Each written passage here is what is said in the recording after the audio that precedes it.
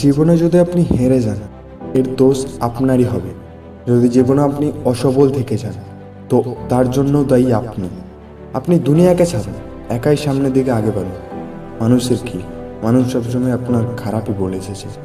মানুষের ওটাই কাজ। আপনি ভালো করলেও প্রবলেম, খারাপ করলেও প্রবলেম। সত্যিকারের জীবনে আপনার লড়াই নিজের সঙ্গে। সেই জন্য নিজেকে জিততে শিখুন, নিজেকে সফল বানানো শিখুন। ময়লা দিয়ে কখনো ময়লা পরিষ্কার হয় না। নিজের ভিতরে যে ময়লা আছে, যে খারাপ জিনিস আছে, সেগুলোকে বুঝুন। আর সেটা সবসময় মনে রাখুন, সেটার পেছনে লেগে থাকুন, সেটাকে ভুলবেন না। মনে রাখবেন, জীবনে স্বপ্ন থাকা অবশ্যই জরুরি, আর সেই স্বপ্নের জন্য পাগলপন তার থেকে অনেক গুণ জরুরি।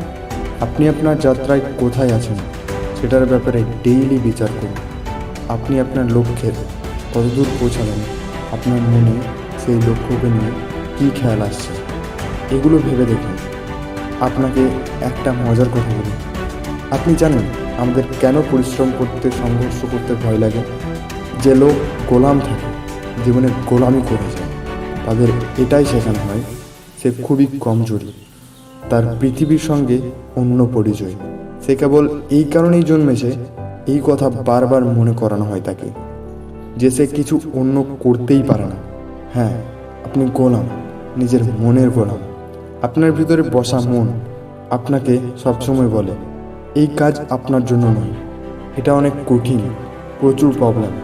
কেবলমাত্র এই জিনিসই মানুষকে আগে বাড়তে বাধা দেয়। যখন আপনি কিছু বড় করার ব্যাপারে ভাবেন, তো তখন আপনার ভিতর থেকে আওয়াজ আসে এই কাজ অনেক মুশকিল।